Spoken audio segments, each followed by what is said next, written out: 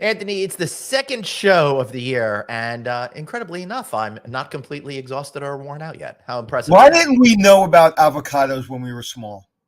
I wish we did know about avocados. Thank God we know about them now. I'm Anthony. Welcome to No Vacancy Live.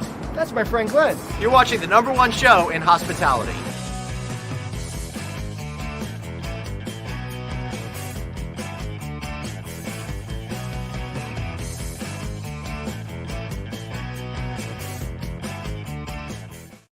Hey everybody, welcome to No Vacancy Live, your home for the hottest Mexican fruit conversation in the entire internet. That's Anthony Melchiori. I'm Glenn Hausman. Thanks for watching. How are you today, brother? I did a nice workout before, and I don't eat until 2:00, but I had a avocado, and I'm just so much happier after I eat an avocado. Did you have it on toast? I want to know if I should start calling No, you I a don't Gen do Z the whole person. avocado toast. Go scratch. I did it once. I was like, all right, I'll do the thing, the avocado toast. So I went to this fancy cafe. Oh, I'll have the avocado toast. You know what it tastes like? Avocado on toast. On toast. Yeah.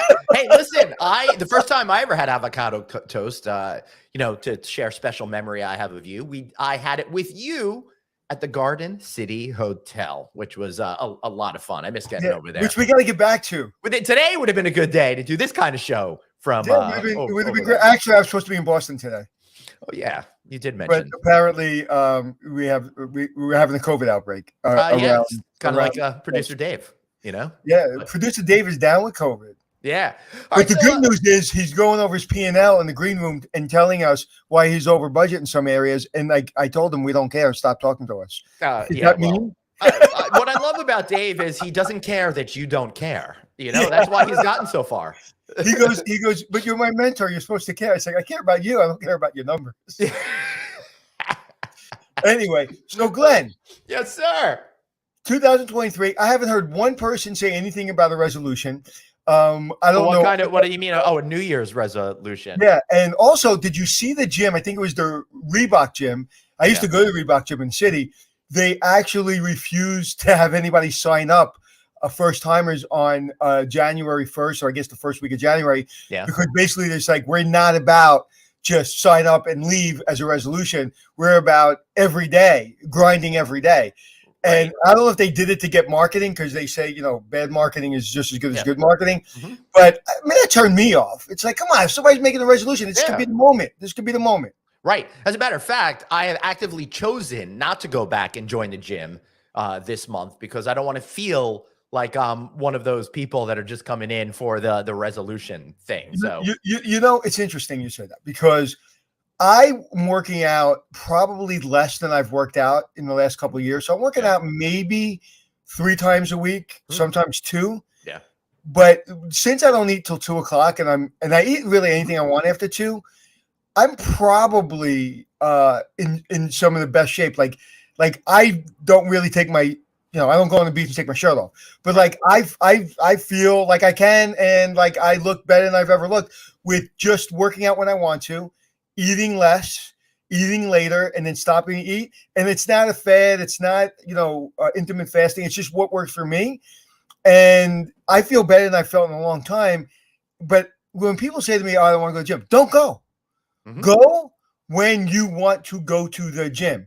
Just try to do it a couple times a week when you're in the mood. When you schedule, for me, this is just for me. When one of the things I do is I try to get. I don't know where we're going in this conversation. We'll find out when we get to the end. Okay, good. So, see, I told you can't try to be funny. You just are funny. So, one of the things, I want to talk a little bit about today, if that's okay, before we get into other stuff. Yeah, I thought we were talking about the gym. It kind of leads into that procrastination. Yep. Do you procrastinate? I try not to, but yes, when I was younger, it was a huge, huge issue for me, and it negatively affected my ability to be successful in college and probably in my early parts of the career as well. And while I still do that, I've made a real concerted effort to not F around, and I've taken on the attitude of, if you just do it now, it's done, and then you don't have to have it hanging over your brain. So give me an example of like how you interject something to stop yourself from procrastinating? What is All right, your? so Because I think it's something we all suffer from, and everybody suffers from.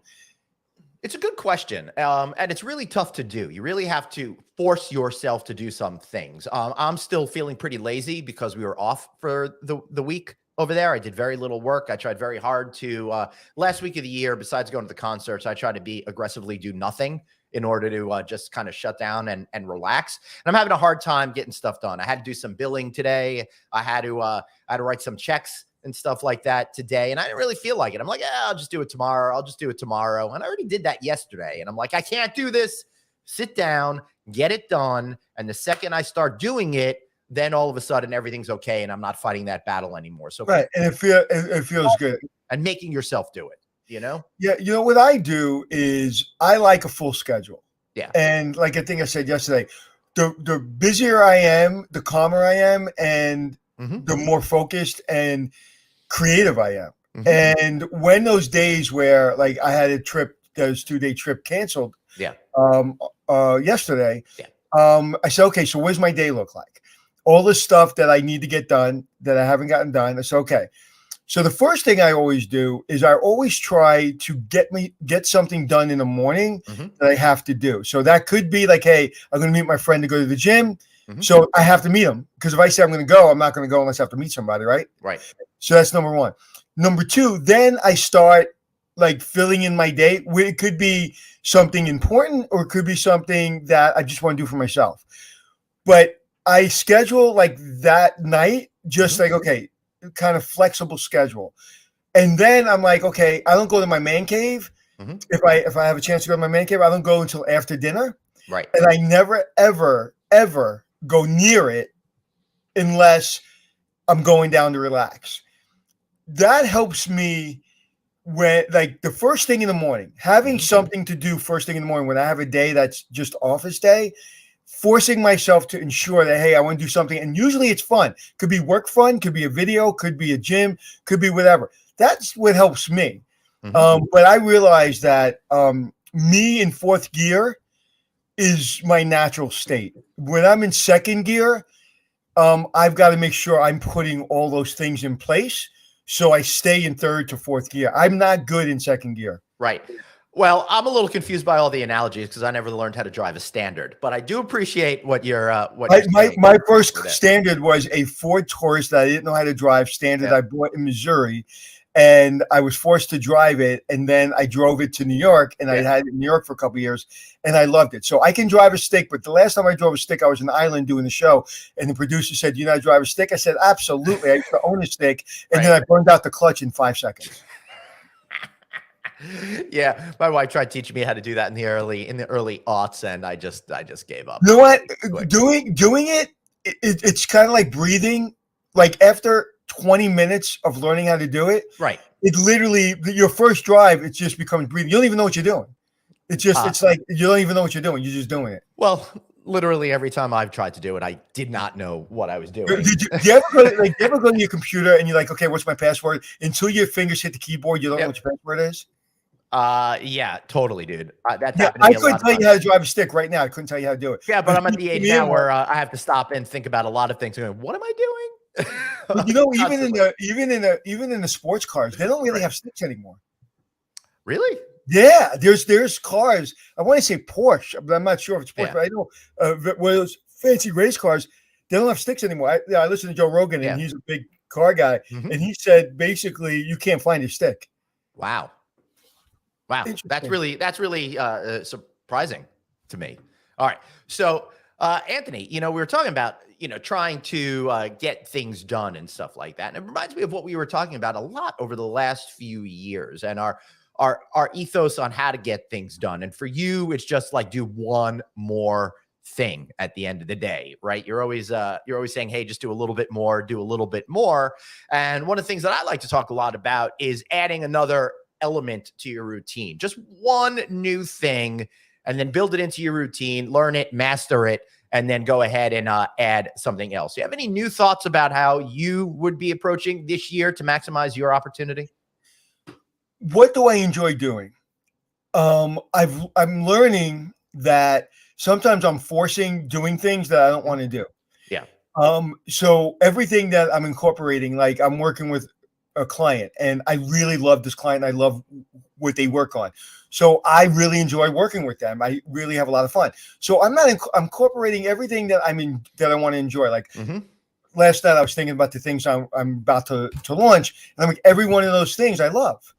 And so, and there's a couple things I'm not really too key on. But, I put those in the middle of the things that are enjoyable to me. Colonel Hallams, rest his soul, he died a couple years ago. He was my colonel in Honduras. I was attached to an army base. And he said, do a little more, you go a lot further. Right. And that was the truest words I've ever heard in my life. And he said when we went down to Honduras, Soldocado Air Base, he put us in this room and he did orientation. And he was a real Colonel Jessup kind of guy from A Few Good Men. And he said, I guarantee you three things. One, you will get closer to God, which I did. I actually got my confirmation. Two, you will get in the best shape of your life, which I did. I I bench pressed 300 pounds. At the time, I was 150 pounds. I was the third strongest person on the base. And third, you are going to work harder than you've ever worked. Those three things happened because I did a little more in every one of those things. Like when I had a goal that I want to get my name on the plaque of the people on base that can, bench press 300 pounds, just a little bit more. So I worked a little bit more to do it.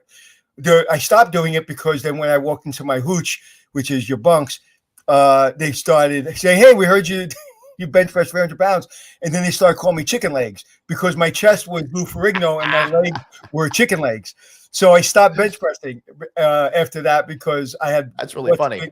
I have very small legs. Coincidentally, my nickname in elementary school was Glenn the Big Fat Hen. So we both have a chicken experience. Ironically, I was not fat at all. I was pretty skinny back in the day. So to me, it's really about enjoying. The reason people stop with their resolutions after a month is because if you say, I'm going to go to the gym 5 days a week and I'm going to only eat once a day and I'm going to only eat chicken and rice and I'm going to go on a diet, I'm going to go on my bike 3 times a day, and it doesn't work. Yeah. When I go work out, I enjoy it. When I eat my avocado, it's like you have to bring enjoyment into it. And like the other day, someone said to me, I'm going to go, I don't really want to go work out. Don't go work out. Don't go work out. When it becomes a chore, now, you say to yourself, I want to work out, I want to work out more. Yeah. And there are going to be those moments where you're like, am I really not in the mood to work out? Or am I just being lazy? So now you have to talk to yourself, say, I'm just going to go. Yeah. But put things in place that automatically happen. For me, everything that I work on has to automatically happen to make me do it. Yeah. Interestingly enough, to talk about the working out thing, my wife, Helene, just got a great tip because she's trying to get back into that now as well.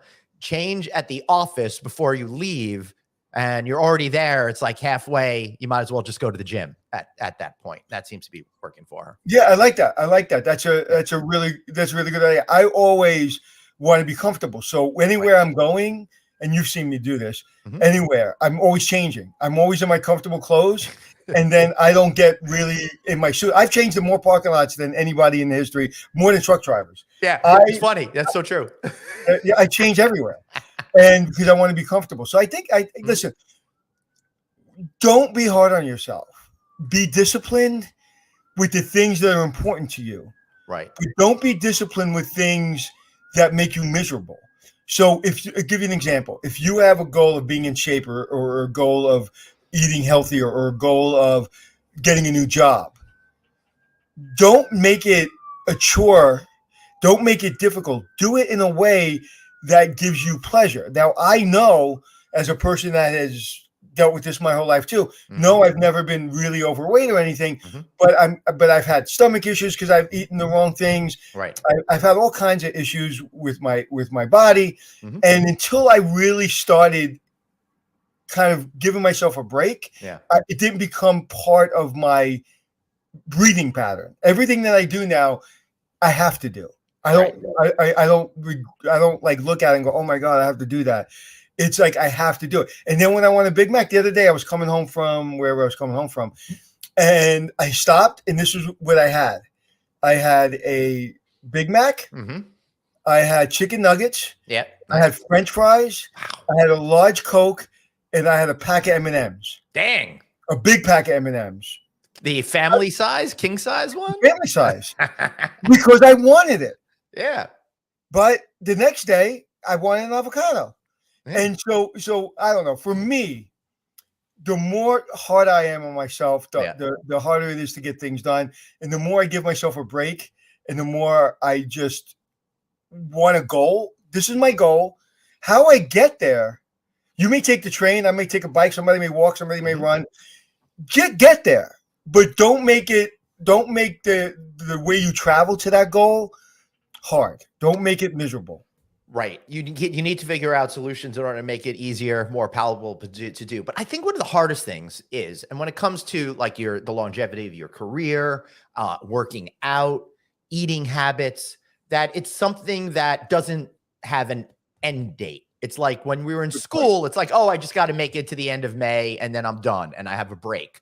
But with a lot of these things in life, there is no end. And it becomes so difficult to do that gym thing, for example, day after day, month after month, year after year. And no matter how hard I try, I could go a year or two, but I still always fall off because it's a forever thing. And because it's a forever thing, you are going to fall off. And when you do, people tend to give themselves a lot of crap, and that prevents them from just getting back to it. You know, it's true. I remember when I was in Hawaii for the shoot, and I was starving myself because I took my shirt off. Because you had a topless. When I took my shirt off, I had a six-pack and I looked good. Yeah. But I killed myself for like 6 weeks. Recently, I took a picture in the mirror, and I was like, oh, my God, I look better than I did when I was killing myself. Really? And I'm not killing myself anymore. What do you think the difference is? I'm kinder to myself. Mm-hmm. I eat crap when I want to eat crap. I eat good 80% of the time. Yeah. But I eat crap every day. Like every day I eat crap. I eat chocolate every day. I eat bread every day. Right. But I just don't eat until 2:00 and then I don't stop eating. It just works for me. So I'm happier. Yeah. I remember being miserable. I remember when the cameraman, John Kellerman, I'm in this gondola and he goes, all right, take your shirt off. We did two. We did one in I think Switzerland, and then we had to do another one in Hawaii within a couple of weeks of each other. So the first time I took my shirt off, and he had the camera, and he goes, "Oh, you're eating a lot of chicken." So that made me feel good, but also it's like, yeah, that's all I've been eating, you know. And it was like I was like, I can never do that. I never want a six-pack. I never want to look like that again. Right. I don't care. I'm 57. I can care less if I ever look like that again. I don't take my shirt off on the beach anyway, so I don't care. I'm not impressing anyone. And now, simply because I really enjoy what I'm doing, I'm where I was when I was killing myself. That's really good. But, you know, I feel like maybe I don't have the right perception, but I feel like, and I think a lot of people feel that other people that do things and are successful at it, it becomes easy for them. It's easier for you to go do that and have that specific type of discipline than me, for example, where it's much more of a constant struggle. Is that accurate? Do you feel it comes easier to you, or do you constantly have to push yourself in that direction? I think the answer is, you said it. You gave everyone the answer. Yeah. It's you breathe, right? You put your shoes on, right? You brush your teeth, right? You put your gas in the car, right? Yep. The same thing. It's like we take care of our car, we take care of our house, we take care of our children, we take care of our family. The things that we do automatically take care of them, we've got to do automatically take care of us. So when you were a kid, everybody said brush your teeth. Could you ever imagine not brushing your teeth for 2 days? Right? Because you smell your breath, you see your yellow teeth, and it's affecting you, and it's affecting people around you. Well, if you can put your body chemistry out there every day, right? You have to meet it every day of where everything was. You're like, oh, I got to adjust this, I got to adjust that. We hide most of the things that we're suffering from. We're hiding. Because we don't see it, but we feel it, but we shrug it off as I don't have time. Listen, I am not preaching. I struggle with it like everybody else, but it's not so much a struggle as it's an automatic thing. I work out less than I've ever have, not ever, but work out less than I have in the last 5 years. I eat less, but eat same crap I've been eating. I eat fewer hours, and I don't know, it kind of almost happened by accident. But when I work out, that hour I'm working out, Yep. I'm sweating. Well, Shashant here is saying if you enjoy it or take pride in it, it's easy. Yes. But it's those things, those are the easy things in life to do. All the stuff that we're passionate about and love. The real challenge, I think, in life is grappling with, dealing, and getting over the hump of the stuff that you don't like. For me, it might be limiting calories or getting to the gym regularly or doing those few extra things that I know that'll yield me better dividends in my business in the future, those kinds of things. And I think, Anthony, you have to be really aware of what comes easy to you and what doesn't and act accordingly, right? It helps my brain. As I said before, it's all about my brain. Yeah. It's like this morning, I was like, I'm not going to eat something. I was about to eat something. I was like, no, there's sugar in that. I'm not eating it. That's going to affect my energy for the podcast. It's going to affect my energy for my meetings. It's going to affect my energy at the gym. I just don't want to eat it. I didn't. And I wasn't hungry, so I didn't eat it. Yep. And I came home. I was like, I'm not going to eat till 2 o'clock. It's like, I'm starving. I ate a beautiful avocado, and I have a lot of energy. Yeah. So to me, it's just all about feeding the energy in my body because, like I said, I like fourth gear. I really like fifth and sixth gear, but I can live in fourth gear normal. But when I go down at 6, 7, 8 o'clock at night, nothing's lifting me up. I go like I am crashed out down. I don't do anything. And, listen, the thing is, this is the biggest thing. The only excuse you're making is the only person that cares about the excuse you're making is you. Mm-hmm. Nobody cares about your excuses. Yeah. Do it or don't do it. They don't care. Matter of fact, people don't want you to succeed because they feel better about themselves. Yeah. It's like I sometimes look over. I block people that I'm really envious of sometimes. I'm like, I think I told you, a friend of mine owns a plane. I was like, I don't want a plane. Why keep looking at this plane? I'm going, oh wow, look at that plane. I don't want a plane. So why am I looking at this plane? So no one cares. The only excuse you're making, the only person that cares about that excuse is you. So again, and sometimes you have to do the pain. You have to bear the pain. Yeah. And sometimes it's okay. Again, as long as you have that deadline, it's doing it forever and ever and ever that really becomes but if you look at The Rock, right? I really like looking at The Rock's workouts. I don't look at The Rock's workouts that I want to be The Rock. I look at his workouts because what people don't understand, his living is based on the way he looks. So he's not working out to impress you. He's working out to keep his business running. I just saw an interview with him that was basically just on that one issue. He's like, if he has to be on set at 6 a.m., that means he's up at 2 a.m. doing a workout for 2 or 3 hours, then getting ready to go, and then does another workout for another 2-3 hours later. Right, because that's his thing. I don't want to ever work out that hard unless, like, if you say, Anthony, you're going to go do a reality challenge against reality stars in the jungle, guess who's going to be in the best shape? Guess who's going to die trying to win? Right. Yeah. Right. But I'm not getting in that kind of shape unless I have to win.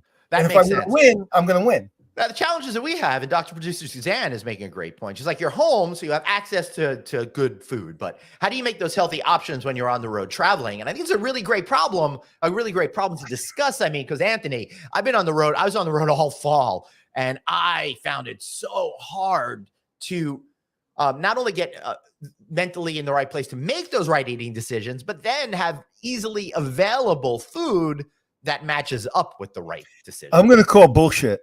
Okay. And I'm calling bullshit because I agree with you that it was difficult to eat on the road 10 years ago. You go into Hudson News in JFK Airport, and there's a healthy option. There's usually a little plastic thing of chicken. There's a banana. There's an apple. Well, I eat a lot of bananas, but I'm not eating the plastic thing of chicken from Hudson News. No, but what I'm saying is personal. There's, I can't, like, there's sometimes where I know I'm going to go down for the night or for the day, and I'll eat anything I want. Yeah. But when I know, like, I'm going to be up for 3 days working or I'm traveling, it's not even like I don't have the discipline to do it. It's like I know what happens if I have those M&Ms on the plane, and then when I get off the plane and I have to go do work, I know what happens to me. Yeah, that's not good. So to me, I think there's plenty of options. You and I have had countless dinners together, and sometimes we eat like animals, but there's always healthy choices. There's always healthy choices. So I'm going to call bullshit on you. I'm going to call bullshit on you calling bullshit because I've been staying in a lot of hotels where those choices are not really great. But again, I don't blame the hotels necessarily, because a lot of people say they want healthy eating options, and when they're on the menu, people don't order those particular types of things. Okay, when I'm in that situation, which I've been, Mhm. there's usually peanuts. There's usually some kind of protein shake that's not always that healthy. Yep.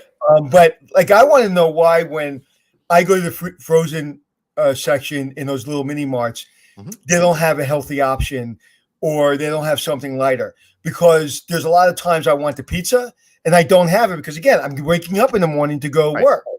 So listen, it's like anything else. To me, the blessing is I don't feel good when I don't take care of myself. Right. I don't feel good mentally. I don't feel good physically. Yep.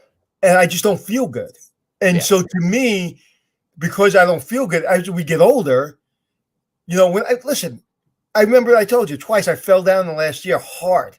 If I wasn't strong when I fell, I would have broke something, because I fell like a bowling ball off a table. Right. So now I'm even more aware that, oh my God, when I'm 80, I want to be able to like prevent myself from breaking a hip. Yeah, totally. That's really the way I might be headed, breaking a hip and then that's Like, beginning of the end. you look at the guy Goggins, who I admire, but most people don't want to do that. Mhm. Most people don't want to do the rock. Do what makes you happier. If it makes you happy is not working out and eating like crap, and that truly makes you happy, and that's making you accomplish your goals, keep doing that. If you and your doctor agree that that's a good way of doing it, go do it. But do what makes you happier. I don't know too many people who are really not eating well and not working out and not taking care of themselves and feel great all around. I've been there. Yep. Mentally, like I said, I've been up and down, and those things keep me going. Yeah. And I think the problem is a lot of us are still feeling a negative mental hangover from what we've all been through over the last few years. And that makes people make the excuse that it's easier. I'll just eat it this time. I'll just do this time. I'll be lazy that time. I'll take care of this issue another time, and all of that kind of stuff. But now at the beginning of the year, Anthony, right? It's a time to say no to saying no and just push yourself. Yeah, well, it's not even about pushing yourself. What are your goals? Write them down. What are your goals? Okay. Some people want to write every single thing down. I don't do that. But what are your goals? And then do the things that get you closer to the goal. And when you're tired, sit down. Mm-hmm. And when you need to push yourself, push yourself. And then when you're tired, sit down again. But I am not I grind, and everybody knows, like you and me, we can go 18 days. You grinded more than I could, or more than I wanted to grind the end of the year. Like I was traveling, you outpaced me by 3 times to 1. Mm-hmm. And then you go down. That's, to me, you got to know your flow, man. You got you just got to know your flow.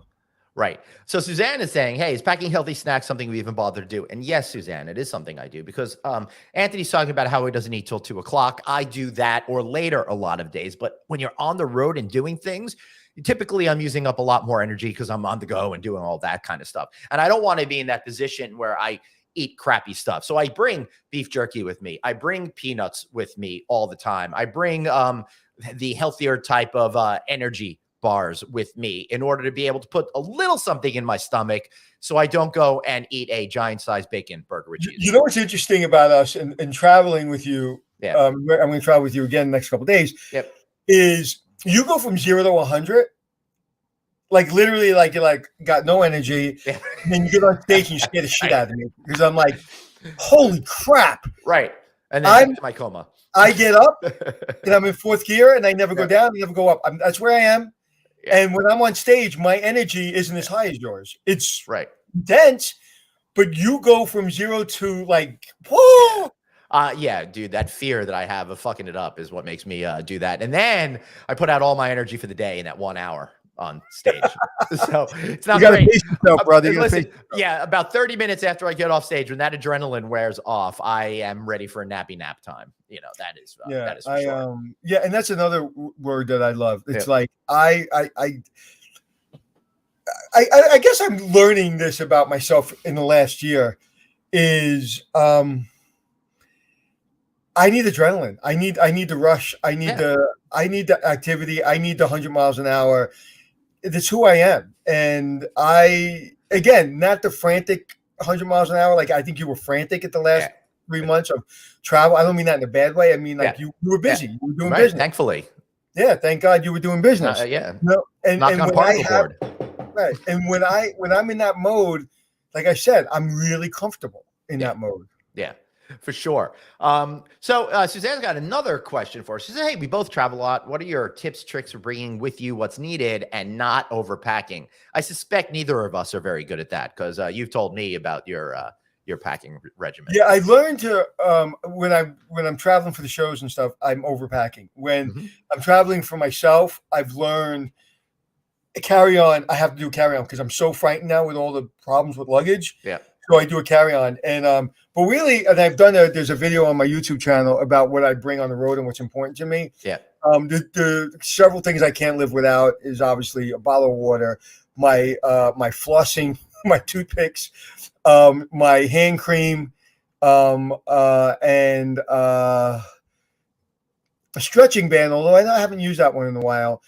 And a snack, usually a protein bar, which is probably the protein bars I pick are probably not great for me, but usually with peanut butter and chocolate, and my collar stays, which I talk about, and and I usually, my outfits. I wear a gray or blue suit, and I wear my black. I have 3 black sweaters with black shirts with black pants, and that's kind of what I wear, and that's my outfit. Yeah. Now, as for me, I always bring a big roller bag kind of suitcase, so I always fill it up no matter what. Regardless, well, you have to because you're carrying usually equipment, right? So you have since to. I'm already checking the gear bag, I might as well just take more than I need. And honestly, Anthony, the stuff that I don't wear, I just leave in the suitcase. And then, what you should, you know what you should pack though? Yeah, I'm not saying what you should do, but maybe, maybe just to have maybe a sports jacket. Yeah, I'm so sorry. When we go to dinner, I can't hear you anymore. When we go to dinner with the president of Wynn at a fancy restaurant, maybe you can take out the sports jacket. I mean, that might be a valid point there, but Dave's saying dress shoes. I don't wear dress shoes anymore either. I don't happen to me. Telling Glenn to wear dress shoes or a sports jacket might get you killed. When I first met Glenn, he said, "Hey, they kind of tell me, give me some helpful hints." I started giving him helpful hints. He didn't listen to me, and I stopped. Right. Dave's now saying tie. I haven't worn a tie except maybe once at a funeral in like the last 15 years or something like that. It hasn't hurt your business. No. Listen, and I think this takes us to another topic. We've talked about this a lot in the past, and it's a good time to kind of visit. It's like finding that authentic you. And I had to understand who I am as a human being and be the best person I could be. And that means wearing clothes that make me comfortable, but are also socially acceptable in the business environment I'm at for the specific role that I have. If I was a finance guy, I'd have to wear suits and stuff like that more often, but I've always been able to get by that like creative head free pass kind of thing. You know, I have a little different of opinion. When I was chasing bed bugs on the show and I was in these really bad hotels, I look like I belong at the Four Seasons running the company. So but that's who I am. Like I've always, like my daughters say I dress like Adam Sandler at home.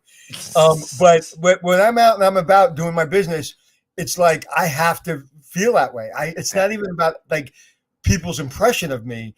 I have to feel strong and powerful, and I feel strong and powerful in suits. Absolutely. I've never found any outfit that made me feel better than a nice suit. I think that's really important thing to think about as well is dressing the way that makes you feel good, makes you feel like you could accomplish anything. Let me tell you, when I get on stage and I've got a new shirt or new slacks on or new shoes or something like that, I feel better. It's better, and everything just works out better when you take that little bit more effort. Yeah. What other questions does Suzanne have for us? Oh, well, Michelle's got a question. What part of the day do you all prefer to stretch, move, and exercise, or do you? I did some stretching just before the show. I try to do that so I could be fluid. I do a whole routine before going on stage. But this afternoon, I'll be going out for a hike at like 2:30 or something like that. I'm looking forward to that. I it's usually 64 right now here on Long Island. How insane is that? It's gorgeous. I like to do it and get it out of the way in the morning. And I don't work out on the road at all, ever. I don't even stretch on the road, ever. I don't want to. And that's kind of goes back to it. It's like, Anthony, but no, I don't want to. I just don't want to. But I try not to eat crap on the road because I'm not working out. So I've got to kind of. Yeah. Sometimes I swear to God, I'll go when we're on the road. I won't eat for at least 24 hours just because I'm drinking so much water. I'm just not in the mood to eat. Yeah, I hear you. And I don't think I've ever eaten 3 meals a day on the road at all, ever. No. You know? And to be honest with you, if we're on our own, if we're doing our podcast when we're not getting paid to do our podcast and we're just doing it, I'm not spending $100 a meal. No, for sure. I'll tell you, the last time I ate 3 meals within a 24-hour period was when we were at the incredible Chotwall Lodge a couple of weeks ago. And the only reason why I stayed around for that lunch the last day is because the previous meals were amazing. Did we talk about that enough? I mean, because that was one of the best experiences of my travel life. Yeah, it was really phenomenal. Like to go to a Chatwell Lodge up in the Catskills. And like I said, it's expensive. We did talk about it a little bit, but the meals were phenomenal, and that they're all included. It was just fun. And then you can drink whatever you want. But again, it says a lot because I could have got blue and I got black because I didn't want to be a pig. But it was just, man, I wish we can do that every day. I know. That's too funny. All right. So, hey, if you guys have any questions for us out there, ask us. We'll be happy to answer them. But Suzanne is saying, hey, economists are preparing for a recession. What can operators do to prepare for this anticipated dip in business, especially when it comes to group and association traffic? Now, all of the people out there are saying groups and association business is going to be up this year, but people have a tendency to scare themselves into recessions, right? How do you see this year playing out, for example? Listen, there's when you sharpen your knife, it lasts for a while. So last couple of years, we sharpened our knives. So by sharpening our knives out of force, I think we're in the mentality of we're still desperate, we're still thirsty, we're still hungry, we're still scared. And I don't think that just goes away so quickly. Mm-hmm. So I think all of the things that got us back, that saved us from going bankrupt, the hotels from going bankrupt, I think all of the things that they instituted, the businesses instituted and the industry instituted and people instituted, I think they're still in that rhythm a little bit, especially as businesses. So I think they're going to still be worried about expenses. I still think they're going to think it can all be wiped away in a second. Right. So I think that conservative mindset is going to be there. And I think you see that in the way people are going about their business. You're seeing a lot of PIPs and you're seeing a lot of renovations. You're not seeing as much new build as we thought we would see. Yeah, but we are seeing a gajillion mergers and acquisitions, which will continue into this year. I mean, Anthony, like just in the last month, we saw Pyramid Global Hospitality acquiring Provenance Hotels. Highgate bought Viceroy Hotels. Hyatt bought Dream Hotel Group, owners of the aforementioned Chotwall Lodge. And there were so many deals last year. I know that those are going to continue, but that's a good way for companies to maximize cash flow and reduce redundancies within organizations. And those deals, and I don't know the answer, or I think I might know the answer, but I don't know enough to give you my opinion. Yeah. Were those deals, did they sell right or did they buy right? Or did everybody win? Well, I would think if everyone signed their names on the dotted line, they felt they were winning. We'll see how it plays out over the next couple of years. Bullshit. That is not true. How many people have had to just save themselves and sign on the dotted line? So I don't know. Well, I will say, going back to earlier this year, probably the biggest deal of the year was when Radisson was purchased by Choice Hotels Choice Hotels International. You cannot think that was a bad deal. It was the most incredible complimentary deal that I've seen for two hotel companies in a long time. Pat Pacious was just named by Lodging Magazine as CEO of the year for that and some other stuff. So I think that was one deal in particular that is getting people frothy about the possibility. Yeah, and you know, in my opinion, I don't know if good or bad deals, but what happened, because I don't really know the numbers on those deals, but I will tell you that if you look at when it came when everything went to shit, but then everybody was saved and everybody started coming back. So you weren't at the height of heights and you weren't the lowest lows. Somehow these people, these executives managed them through this crisis and came out strong. Mhm. And it was just, okay, you know what? We went through that. That was hard. Maybe we're not at the level we would want to be at to sell, but we're at a really good, strong level. And hey, maybe we're not getting the best deal, but this is a pretty good time to buy because we really think the upswing is going to be even bigger. Mhm. So it was just one of those times in the history of our business Yeah. that I think it was a pretty strong sell and a pretty strong buy. And I don't think anybody really, really won. I don't think anybody really, really lost. I think it was just good timing. Yeah. Interesting. Yeah, I agree. I agree with you on all that. Michelle is now asking, hey, not sure if you answered this already. What's your main dream vision goal for 2023? I don't share mine. So Glenn, if you want to, I have a rule of when I put stuff, when I tell people about it, they shit on it. So I keep stuff. I tell you, I'll tell my friends, but I keep that stuff pretty close. Yeah. All right. Sounds How about fair. you? How about you? My goal is just to make it out of this thing alive in the next year or two. Well, the good news is you don't make out of this thing alive. Honestly, no, right. Honestly, my main goal, my vision that I'm trying to bring to light is finding a way to pay for my entire twins' college educations with speaking engagements over the next 3, 4, 5 years. So that is in my vision book, and I am going to make it happen. That is a very good vision. And Yes. I think some of my goals, and I think something similar to what you said. My kids are out of college, but I completely relate to what you just said. And I really think that's also important, is your goals are yours. Mhm. And I have strong goals for Yeah. 2023, some of the strongest I've ever had. But I feel I lose energy when I spit them out. So I throw them into the atmosphere mentally. Yeah. And the world will hopefully will conspire for my success. But I will tell you I would say the goal of everything for me is to be a better human being. Mhm. And I mean that like I'm a kind person, but just really, really be kind and really don't judge people. I like to think I don't judge people, but I think I'm pretty judgy, unfortunately. So it's just really like holding myself accountable for being kinder. Yeah. And more, less judgmental and just more like, man, we're very fortunate people just to be here. So I don't know. I just think it's to be softer, but more aggressive in kind of just giving back to whether it be mentoring or teaching or speaking. And, I just love talking about this business. So, Well, speaking about talking about this business, Suzanne is also saying, hey, with the decrease in middle management and staffing turnover, we know training is critical. What training trends do you expect to see in this coming year or so?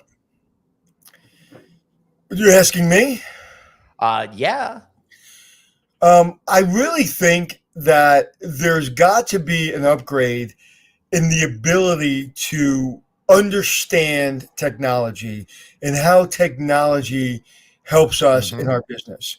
Right. So I think bigger corporations are going to work harder on incorporating technology and training people in real time in the technology. I'd like to see more videos, interaction, and online learning, not just here's content, read it, take a test. And that kind of actually leads me to kind of wanting to say, I wasn't going to talk about it, but Suzanne, jump on for a second. And while she's coming on, Daniel, you are correct. It is not wrong to judge Dave every day. Everyone else, yes, not Dave. All right, Suzanne. Oh, sorry. So Suzanne, and most people know, well, I don't know if anybody knows really, that we're working on a institute online to do hospitality training and it's certification training. And we're not ready to announce it yet, but I went through a module or the modules that Suzanne and I have been working on. And Suzanne, when I say Suzanne's doing all the heavy lifting, there's a lot of content that I've created throughout the years, and we continue to create on the show that Glenn helps us with. But what you did and what I saw, I always talk about when we're talking about whether it be me and you and me and Glenn or whoever I'm talking about in my life, is I want crunchy. I want crunch. I want spontaneity. I want fun. I want like I want to outdo what people expect. And when I went through that last night, I was really like satisfied with how much crunch we have. So I just wanted to have you come on and just say thank you. That I think this program, and it's really geared towards younger managers, mid-level managers, and really get taking some of the lessons or all the lessons that we've learned. And you've been a general manager, so thank you. Well, thank you. I appreciate it. I think we've got a dynamic program that's going to be coming up. So announcements soon to come, but there'll be great, easy access global opportunities for people around the world to be able to take a certification course that's tied to your name and your experience to leverage up.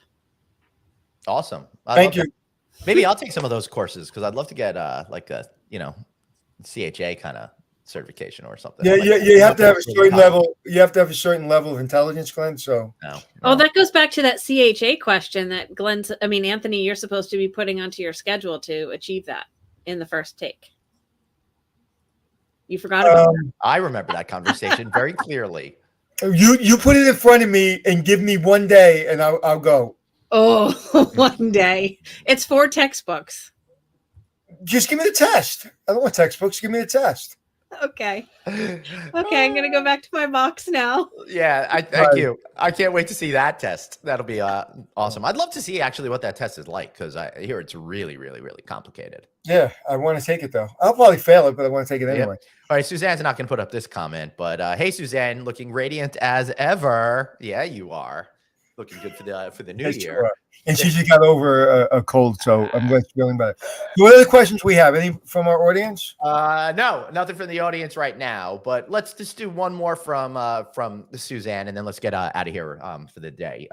What are the new types of jobs positions in the industry you've seen pop up, and what others might emerge? For example, last year I saw the changes in revenue management strategy like never before. So forecasting and budgeting has taken a different turn, and the skills needed. I feel like I'm seeing a surge in training roles as well. She's saying. Finance. I almost say it grudgingly, but finance, revenue management. If you don't know those two things, you're going to have a problem really getting to the next level to become a CEO, become a vice president, become a regional. A lot of these companies are on the stock market. A lot of these companies, they don't have time to miss a budget. They don't have time for excuses. They don't care that you're down a par of linen. They don't care your service scores aren't perfect. They just want to know, did you hit your P&L? Did you hit your budget? And what do you need? Don't give me excuses. Tell me what you need and I'll give it to you. So you have to be able, and I learned this at Tishman, you have to be able to speak in financial terms. They don't care about emotion. Now, if you give them the financial terms and then, in your own way, because I'm an emotional person, but you're able to articulate why, then you'll usually get what you want. But if you don't understand, and this took me a long time to really understand, like, why don't you understand that my housekeeping, and I'm not talking about the company I work for or just in general, like my housekeeping is struggling. Like at the front desk, we're putting people on overtime. They're working really hard. They're sweating. They're kicking ass. Their service scores are great. We just need more tools. Well, we can't have more tools because we're not hitting our budgets. So what do you need to support your team without just throwing money at the problem? So if you don't know from a financial way, and I always say when I walk around a hotel, I don't need a P&L in front of me. I know everything that I need to move to make the budget, but I got to feel the environment. So to me, revenue management and becoming more financially creative and understand and more educated, you can't fake it till you make it anymore. Right. Yeah. Well, it's a good thing I did a lot of faking it for over the years. Now that you can't do it anymore, got that in under the wire. Yeah, and I think David, who's a general manager, who's a revenue manager, I think because he was a revenue manager, I think that's helping him. Yeah, I think it's helping him, and I also think it's hurting him a little bit because there's some operational things and I don't know this to be the case, but I would imagine that he has to come up to speed on a lot quicker than somebody that maybe, we've been in the operation for 10 years. Right. Yeah. Yeah. I mean, fair enough. We all have lots to learn constantly. I went from front desk agent to general manager in like 3.5 seconds. So Yeah, by the time I got to that office, I was completely over my head. Yeah. I would encourage everyone out there to be really super honest with yourselves about what you're not so good at and actually try to face those particular issues this year. I've done that a lot in the past, and I have plenty of things that I need to clear up in my life. That is for sure. So I'm not speaking out of school here, but be honest and deal with some of those things. And I think, as you get older, you get some clarity. And I remember over the holiday, I said, we were talking about something, and I said, well, I like to think I'm a very humble person. Mm-hmm. And my daughter said, you're humble? And I was like, yeah. And then my wife said, yeah, he's a humble guy. And she was like, but you say you're the best general manager, that you can run a hotel better than anybody in the world. Well, I think I can, because I've done this for 38 years. I'm not saying, I won't lose in a battle royale of general managers, but in my brain, bring it. Yep. Bring it. So, but I suck at a lot of other things. So like to your point, be good and be confident in what you're good at. And when you suck, say I suck and I don't know. Mm-hmm. I don't know 99% of the time I'm in a meeting. I don't know the answer. But when I do know the answer, that 1%, yep, I'm typically right, but I'm wrong a lot. But when I'm right, it's 38 years of, oh, okay, yeah, that's going to work. But I let everybody win because that's how you build a team. Yeah, I love it.